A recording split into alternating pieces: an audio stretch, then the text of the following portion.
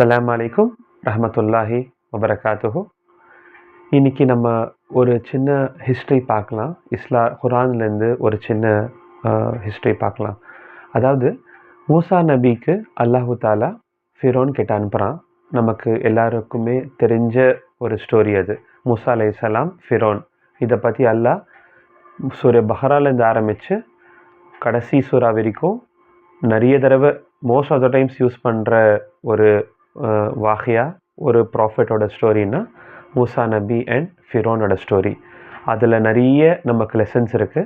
அதனால் அல்லா தாலா நிறைய தடவை மூசா நபி பற்றியும் ஃபிரோன் பற்றியும் த்ரூ அவுட் குரான் ஃபஸ்ட் சூறாலேருந்து லாஸ்ட் சூறா வரைக்கும் நிறைய தடவை அல்லாஹ் கோட் பண்ணியிருப்பாங்க நமக்கு ஒரு லெசனுக்காக. அதில் ஒரு வாகியா நான் இன்றைக்கி ஷேர் பண்ணுறேன். அல்லா தாலா மூசா நபிக்கு ஃபிரோன் கிட்ட அனுப்புகிறான் தாவத் கொடுக்கறதுக்காக. அதாவது ஃபிரோனை இஸ்லாத்து பக்கம் அழைக்கிறதுக்காக மூசா நபியை அல்லாஹ் அனுப்புகிறான். அப்போ பார்த்தீங்கன்னா நமக்கு எல்லாருக்குமே இன்னொரு விஷயமும் தெரிஞ்சிருக்கும். மூசா நபியோட ஹிஸ்ட்ரி பற்றி பேசும்போது ஃபிரோனோட பேலஸ்க்கு போகிறாங்க மூசா நபி. அங்கே பார்த்தீங்கன்னா ஃபிரோன் வந்துட்டு மூசா நபிக்கு அகெயின்ஸ்டாக அவன் த்ரூ அவுட் கண்ட்ரி அவன் என்ன ஒரு அனௌன்ஸ் பண்ணுறான்னா, எல்லா சூனியக்காரங்கன்னு சொல்லுவாங்க இல்லையா, அதாவது மெஜிஷியன்ஸு. அந்த காலத்தில் மூசா நபி இருந்த டைமில் black magic was at its peak. அதாவது சூனியம் உச்சத்தில் இருந்தது. இன்னைக்கு இப்போ இருக்கிற இந்த ஏஜ் பார்த்திங்கன்னா டெக்னாலஜி ஏஜ். இப்போ பார்த்திங்கன்னா லாட் ஆஃப் டெக்னாலஜி அட்வான்ஸ்மெண்ட் இருக்குது. நம்ம டெக்னாலஜி ஏஜில் இருக்கோம். இதே மூசா நபி சூனியம் மேக்ஸிமம் இருந்த ஏஜில் இருந்தாங்க. அந்த டைமில் அவர் நபியாக உலகத்துக்கு வந்தாங்க. ஸோ ஃபிரோன் என்ன பண்ணுறான், ஈஜிப்ட்லேருந்து ஃபிரோன் ரூல் பண்ணுறான். ஈஜிப்டில் அவன் அனௌன்ஸ் பண்ணுறான், எல்லா சூனியக்காரங்களும் வாங்க, மூசான்னு ஒருத்தர் இருக்கார், அவங்க கூட ஒரு காம்படிஷனு, பெரிய அனௌன்ஸ்மெண்ட் நடக்குது. எல்லாம் ஒரு பெரிய கேதரிங்கு, என்டையர் கண்ட்ரிக்கும் அனௌன்ஸ்மெண்ட் பண்ணிவிட்டு எல்லா மக்களும் எல்லாம் திரண்டு ஒரு பெரிய கேலரி அரீனாவில் எல்லோரும் உட்காந்துருக்காங்க. அப்போது இந்த சூனியக்காரங்களை ஃபிரோன் கூப்பிட்றான் இல்லையா, 70,000 சூனியக்காரங்களை ஃபிரோன் கூப்பிட்றான். அவங்க எல்லாருமே அந்த டைமில் இருந்த பெஸ்ட்டு மெஜிஷியன்ஸ். எல்லாரையும் உட்கார வச்சு அவங்கக்கிட்ட சொல்கிறான், இந்த மாதிரி நீங்கள் மூசா நபிக்கு அகெயின்ஸ்டாக நீங்கள் பிளாக் மேஜிக் பண்ணணும். யார் பண்ணுறீங்களோ, யார் சக்ஸஸ் ஆகுறீங்களோ அவங்களுக்கு சின்ன கிஃப்ட்டு ப்ரெசண்ட் இல்லை, ஃபிரோனோட பேலஸ்லேயே அந்த சூனியக்காரங்களை பிளாக் மேஜிஷியன்ஸை அரசவை அப்படின்னு சொல்லுவாங்க இல்லையா, அதாவது one of the members of the பேலஸாக ஆக்கிடுறேன் அப்படின்னு சொல்கிறான். இதுதான் கிரேட்டஸ்ட் ரிவார்டு. இப்போ சின்ன ரிவார்ட்னா ஒரு 100 காயின்ஸோ 1000 கோல்டு காயின்ஸோ அப்படிங்கிறது வெரி லிமிட்டட். ஃபிரோனோட பேலஸில் அவன் அந்த சூனியக்காரங்களை அவன் உட்காந்துர சொல்கிறான். அவன் ஒரு மெம்பராக ஆக்கிடுறேன், இதுதான் நான் கொடுக்க போகிற கிரேட்டஸ்ட் ரிவார்டு. நீங்கள் மூசா நபியை அகெயின்ஸ்ட் பண்ணி நீங்கள் வின் பண்ணணும் அப்படிங்கிற சேலஞ்சுக்கு அவன் கூப்பிட்றான். ஸோ எல்லா 70,000 பிளாக் மேஜிஷியன்ஸும் வராங்க. எல்லாம் கேதர் ஆகுறாங்க. அந்த 70,000ல் ஒருத்தர் கொஞ்சம் வயசில் பெரிய ஒருத்தர் அந்த குரூப்பில் அவங்களுக்குள்ள ஒரு மஷ்வரா பண்ணிக்கிறாங்க. ஒரு சின்ன ஒரு குரூப் டிஸ்கஷன் மாதிரி. என்ன டிஸ்கஷன் பண்ணிக்கிறாங்கன்னா, அதாவது அந்த 70,000 மெஜிஷியன்ஸும் எல்லாருமே ஒன்றா குரூப் டிஸ்கஷன் மாதிரி பண்ணுறாங்க. அந்த மெஜிஷியன்ஸில் ஒரு வயசானவர், ஒரு புசுர்க்கு சொல்லுவோம் இல்லையா, ஒரு வயசானவர், அவர் ஒரு ஆலோசனை, ஒரு மஷ்வரா கொடுக்குறாரு அந்த 70,000 குரூப்பில். அதாவது நம்ம இத்தனை நாள் நம்ம பார்ட்டிசிபேட் பண்ண காம்படிஷன்ஸோ அந்த மெஜிஷியன் ட்ரிக்ஸோ அது வேறு, இன்றைக்கி ஃபிரோன் நமக்கு கொடுத்துருக்கிற ஒரு சேலஞ்சுங்கிறது வேறு. ஸோ இதை நம்ம ஈஸியாக எடுத்துக்கக்கூடாது அப்படின்னு மஷ்வரா கொடுக்குறாரு. யார்? அந்த வயசான ஒரு மெஜிஷியனு. அந்த 70,000 ஒன் ஆஃப் த 70,000 மெம்பர்ஸு, அந்த சீனியர் மோஸ்ட்டு அவர் சொல்கிறாரு. ஏன்னா நம்ம இத்தனை நாள் நிறைய காம்படிஷன்ஸ் நம்ம அட்டென்ட் பண்ணியிருக்கோம். ஆனால் அந்த காம்படிஷனில் யாருன்னா நம்மளை மாதிரியே மேஜிக் பண்ணுற ஒருத்தருங்க தான், அவங்களுக்கு அகேன்ஸ்டாக தான் நம்ம மேஜிக் பண்ணிகிட்டு இருந்தோம். ஆனால் இன்றைக்கி நம்ம ஃபேஸ் பண்ண போகிறது யாருன்னா மூசாங்கிற ஒரு தனி ஆள். நாம் இருக்கிறதோ 70,000. ஆனால் ஆப்போசிட்டில் ஒரே ஆள். அதுவும் அவர் என்ன சொல்கிறாரு, தன்னை வந்து ஒரு நபின்னு சொல்கிறாரு, ப்ராஃபட்னு சொல்லிக்கிறாரு, தன்னை வந்து ஒரு ரசூல்னு சொல்கிறாரு. ஸோ நம்ம கொஞ்சம் கேர்ஃபுல்லாக இருக்கணும். இதை ரெகுலராக பண்ணுற மேஜிக் கிடையாது. ஏன்னா நமக்கு ஆப்போசிட்டில் இருக்க போகிறது ஒரு நபின்னு சொல்லிக்கிறாரு, ஒருத்தர் அவர் ரசூல்னு சொல்லிக்கிறாரு, மூசான்னு. ஸோ நம்ம கேர்ஃபுல்லாக இருக்கணும்.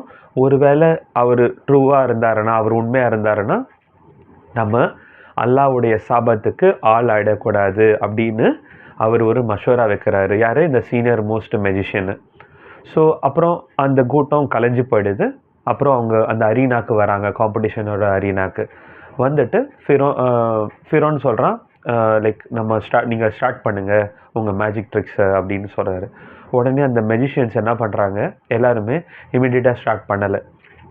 எல்லாருமே என்ன பண்ணுறாங்கன்னா, அதில் சில பேர் வந்து ஒருத்தரோ சில பேரோ எக்ஸாக்டாக எனக்கு தெரியல, ஒருத்தரோ சில பேர் என்ன பண்ணுறாங்க, மூசா நபிக்கிட்ட போயிட்டு கேட்குறாங்க.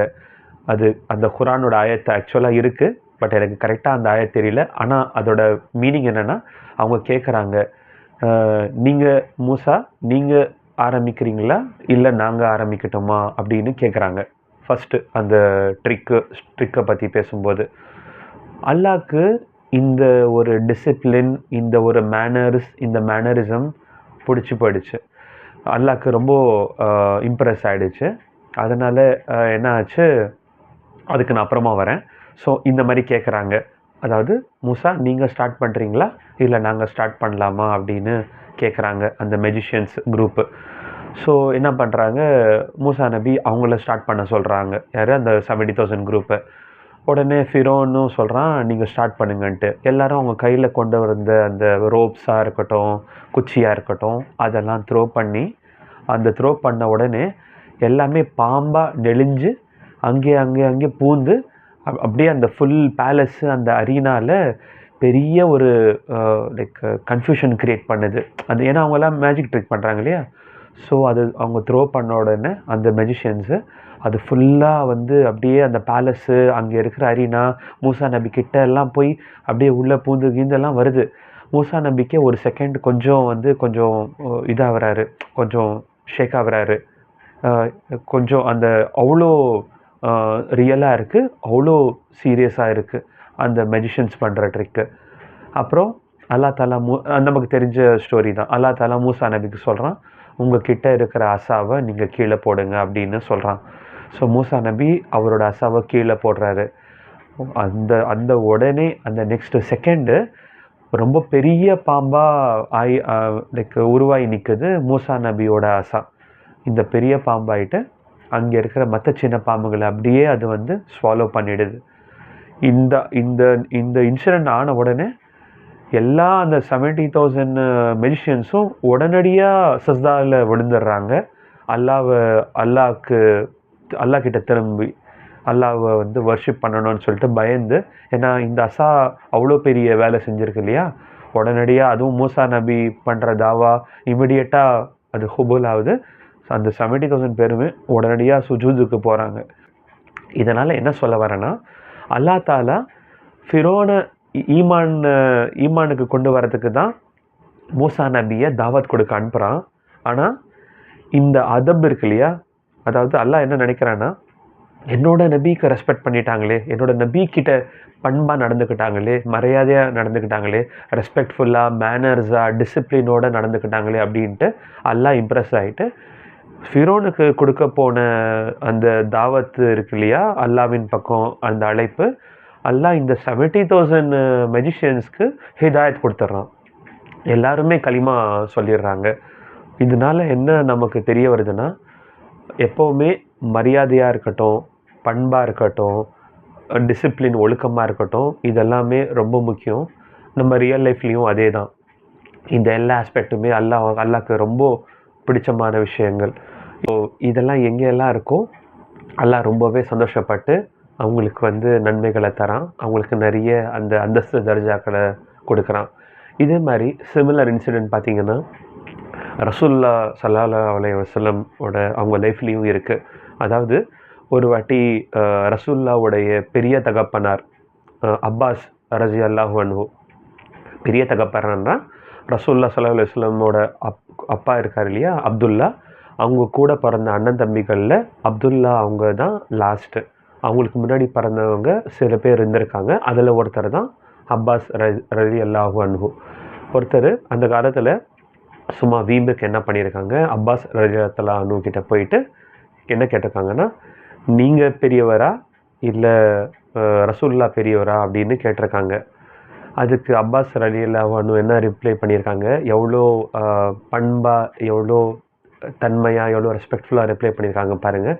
அவர் அப்பாஸ் ரலியல்லாஹு என்ன சொன்னாங்க, அவர் தான் பெரியவர், அதாவது ரசூலுல்லாஹ் தான் பெரியவர், ஆனால் நான் அவருக்கு முன்னாடி பிறந்துட்டேன் அப்படின்னு சொல்கிறாங்க. அதாவது அவங்க ரொம்ப ரெஸ்பெக்டோட தான் பெரியவர் தான், ரசூலுல்லாஹ் சின்னவர் தான் அப்படின்னு சொல்லாமல் ரசூலுல்லாவோட அந்த இசத்தாக இருக்கணும், அவருடைய ரெஸ்பெக்டை மெயின்டைன் பண்ணுறதுக்கு அவர் என்ன சொல்கிறாருன்னா, அவர் தான் பெரியவர், முகமது ரசூலுல்லாஹ் ஸல்லல்லாஹு அலைஹி வஸல்லம் தான் பெரியவர், ஆனால் நான் அவருக்கு முன்னாடி பிறந்து விட்டேன் அப்படின்னு சொல்கிறாரு. ஸோ அந்த அதபுக்கு சொல்கிறேன். இன்னொரு எக்ஸாம்பிளும் சொல்கிறேன். ரசூலுல்லாஹ் ஸல்லல்லாஹு அலைஹி வஸல்லமோட ஒரு மனைவி மைமுனா ரலியல்லாஹு அன்ஹா இருக்காங்க இல்லையா. ஒரு வாட்டி ரசூலுல்லாஹ் ஸல்லல்லாஹு அலைஹி வஸல்லம் மைமுனா ரலியல்லாஹு அன்ஹா இருக்காங்க இல்லையா, அவங்களுடைய ரிலேட்டிவ் தான் யார், அப்துல்லா இப்னு அப்பாஸ். ஒரு நாள் அப்துல்லா இப்னு அப்பாஸ் சின்ன வயசில் இருக்கும்போதே ரசூலுல்லாஹ் ஸல்லல்லாஹு அலைஹி வஸல்லமோட கசின் இல்லையா, அதாவது பெரிய தகப்பனாரோட பையன், அவருடைய தம்பி முறை வரும் ரசூலுல்லாஹ்க்கு. அவர் ரொம்ப சின்ன பையன் அவர். ஸோ அப்துல்லா இப்னு அப்பாஸ் ரலியல்லாஹு அன்ஹு ரொம்ப சின்ன பையன், ரசூலுல்லாஹ்க்கு தம்பி முறை. இவர் என்ன பண்ணுறாரு, ரொம்ப சின்ன பிள்ளையாக இருக்கும்போது மைமுனா ரலியல்லாஹு அன்ஹா அவங்களுமே அவங்களுக்கு சொந்தக்காரங்க தான், ரசூலுல்லாவோட சொந்தத்திலேயே வராங்க. ரசூலுல்லாஹ் அவங்கள நிக்கா செஞ்சாங்க, மைமுனா ரலியல்லாஹு அன்ஹா. ஒரு நாள் மைமுனா ரலியல்லாஹு அன்ஹா வீட்டுக்கு போகும்போது அப்துல்லா அவங்களும் 2 பேருக்குமே சொந்தம் இல்லையா, அப்துல்லா இப்னு அப்பாஸ். அவங்களும் அந்த வீட்டுக்கு போகிறாங்க. எப்போவுமே ரசூலுல்லாஹ் அந்த வீட்டில் இருக்கும்போது இவரும் அங்கே இருப்பார், அப்துல்லா இப்னு அப்பாஸ், சின்ன பிள்ளை அவர். அதனால் ரசூலுல்லாஹ் என்ன சொல்கிறவாரு, மைமுனா ரலியல்லாஹு அன்ஹா வீட்டுக்கு போகும்போது எங்கே அந்த சின்ன பையன் இருக்கானா அப்படின்னு கேட்பாங்க. அவர் அங்கே தான் தங்குவார். ரசூலுல்லாஹ் மைமுனா ரலியல்லாஹு அன்ஹா வீட்டில் தங்கும்போது அப்துல்லா இப்னு அப்பாஸ் அவருமே அங்கேயே தான் தங்குவார். எதுக்குன்னா, அந்த சின்ன வயசுலேயே ரசூலுல்லாஹ்னா அவருக்கு அவ்வளோ பிடிக்கும். ப்ளஸ் அவருடைய நைட் இபாதத் என்ன இருக்குது, அவருடைய நைட் இபாதத் வர்ஷிப்பிங் ஆக்டிவிட்டீஸ் என்னென்ன பண்ணுறாரு, கிட்ட இருந்து பார்க்கலாம் அப்படின்னு சொல்லிட்டு அவர் அங்கேயே ஸ்டே பண்ணுவார். ஒரு நாள் என்ன ஆயிருக்கு, ரசூலுல்லாஹ் ஸல்லல்லாஹு அலைஹி வஸல்லம் அவங்க நைட்டு ப்ரேயர்ஸ்க்காக, இரவு தொழுகை தாஜுதாக இருக்கும் மோஸ்ட்டாக, அதுக்காக எழுந்துச்சு போகிறாங்க.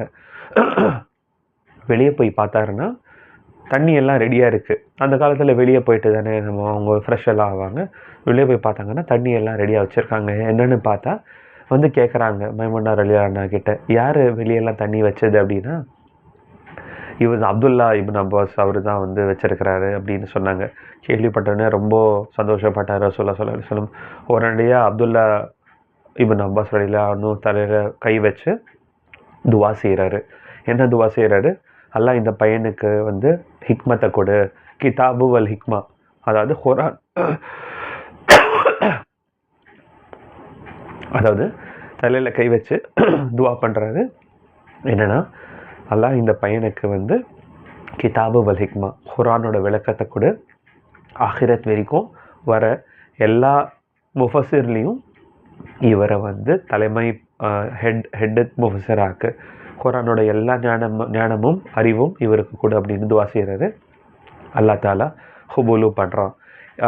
இன்னொரு வகை என்னென்னா, இந்த இன்சிடெண்ட்க்கு அப்புறம் அவங்க தொலை வராங்க, 2 பேரும் உள்ளே தொலை வராங்க. உள்ளே தொழுதுட்டு இருக்கும்போது ரசூலுல்லாஹ் ஸல்லல்லாஹு அலைஹி வஸல்லம் அப்துல்லா இப்னு அப்பாஸ் லெஃப்ட் சைடில் நிற்கிறாரு. ரசூலுல்லாஹ் ஸல்லல்லாஹு அலைஹி வஸல்லம் அவரை பிடிச்சி இழுத்து அவருக்கு ரைட் சைடு கொண்டு வராரு. ஏன்னா நம்ம அப்படி தானே, 2 பேர் தொழும்போது இமாம் இருந்தாங்கன்னா இமாமோட ரைட் சைடு தான் இன்னொருத்தர் தொழணும் இல்லையா. அதனால் ரசூலுல்லாஹ் அவரை இழுத்து பக்கத்தில் நிற்க வைக்கிறாரு.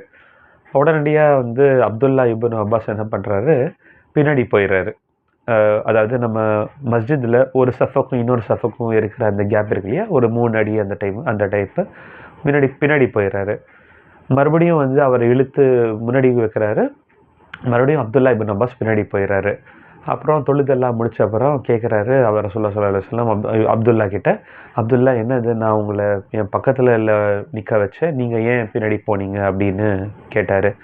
அதுக்கு அப்துல்லா இப்னு அப்பாஸ் சொல்கிறாரு, யார் ரசூலுல்லா, நீங்கள் அல்லாஹ்வுடைய ரசூல், உங்கள் தர்ஜா வேறு, நான் உங்களுக்கு சரிசமமாக உங்களுக்கு ஈக்குவலாக எப்படி நிற்கிறது, அதனால நான் பின்னாடி போயிட்டேன் அப்படின்னு சொன்னார். ஸோ இந்த சின்ன இன்சிடென்ட் மூலமாக என்ன சொல்ல வரேன்னா, அல்லாஹ்க்கு இந்த மாதிரி ரெஸ்பெக்ட் கொடுக்கறது, பெரியவங்களுக்கு ரெஸ்பெக்ட் கொடுக்கறது, பண்பாக நடந்துக்கிறது, டிசிப்ளினாக நடந்துக்கிறது ரொம்ப பிடிக்கும். இதனால் அல்லாஹ் நிறைய நிறைய வந்து அறிவும் ஞானமும் சவாபும் நமக்கு தரான்.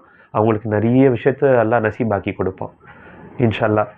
இந்த இந்த இன்சிடெண்ட், இந்த வாகையா எப்படி இருந்தது கண்டிப்பாக கமெண்ட்டில் சொல்லுங்கள். Keep supporting. Thanks for watching. Assalamu alaikum warahmatullahi ta'ala wabarakatuh.